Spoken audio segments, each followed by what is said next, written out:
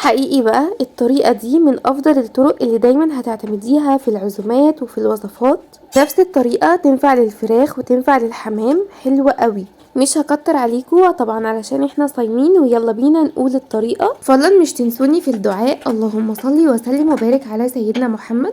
اول حاجة جبت البطاية ونضفتها كويس جدا، وكمان نقعتها يوم كامل في مية وملح وشرايح من البصل وشرايح من الليمون، وكمان بهارات عطرية زي القرنفل والورق اللوري والحبهان، وكمان معلقة صغيرة من السكر. بعد كده هرفعها من المية اللي انا نقعتها فيها وهشطفها شطفة حلوة كده، وهاخدها بقى وهقطعها زي ما انتوا شايفين كده في اول الفيديو. هنعمل بقى تتبيلة خطيرة جدا تنفع لأي حاجة، للفراخ للحمام للبط لأي حاجة.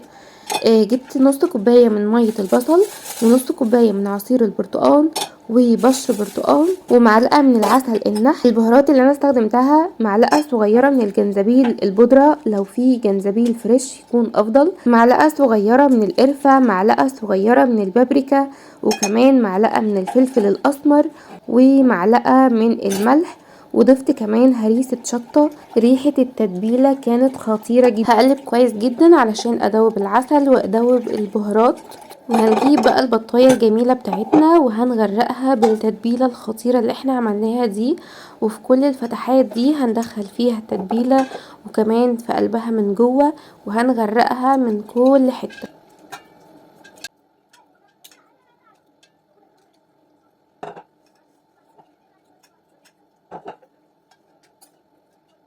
هسيب بقى البطاية في التتبيلة حوالي ساعتين 3 ساعات، وكمان لو حابة تسيبيها ليلة كاملة هيكون احسن واحسن. هجهز بقى شوية خضار كده وشوية بصل، بصل وفلفل، لو عندك فلفل الوان حطي. هضيف كمان طماطم، هضيف ملح، هضيف فلفل اسمر، وهقلب كل ده كده كويس جدا. في تركاية حلوة قوي، كنت سايبة شوية تتبيلة اللي انا كنت متبلة بيها البطاية، كان حوالي نص كوباية يعني، شايلاها على جنب. هحطها بقى على الطماطم والبصل والفلفل وهقلبها، ويا سلام بقى على ريحتها بجد خطيرة. هاخد بقى نص الكمية كده وهفردها في الصينية، والنص التاني هحشيه في البطاية من جوه زي ما انتوا شايفين كده دلوقتي. كده البطاية بعد ما قعدت في التتبيلة يوم كامل. كنت حاطة بقى شوية مية كده على النار، يعني حوالي كوبايتين. التتبيلة بقى اللي كانت نازلة من البطاية اللي كنت حطاها في التلاجة هحطها برضو على البطاية. بصراحة انا ما كنتش بحب البط، بس لما دقت الطريقة دي قسما بالله عجبتني جدا جدا. هنا ضفت مية مغلية وهحطها بقى في الفرن، مشغلة الشواية ومشغلة الفرن من تحت زي ما انتوا شايفين كده. وبعد كده هطلعها، هتقعد نص ساعة تحت الشواية ومشغلة الفرن من تحت. بعد كده هطلعها وهقفلها كويس جدا بالورق الفويل، وهدخلها الفرن تاني وهسيبها حوالي ساعتين براحتها خالص.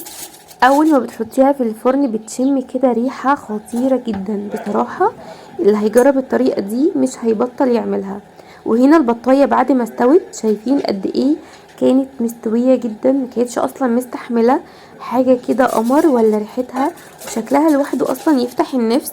وبكده نكون خلصنا الوصفة بتاعت النهاردة. طبعا كنت عاملة جنبها محشي مشكل وكمان ورق عنب زي ما انتوا شايفين كده، وكانت سفرة جميلة جدا. اسيبكم في رعاية الله وحفظه، والسلام عليكم ورحمة الله وبركاته.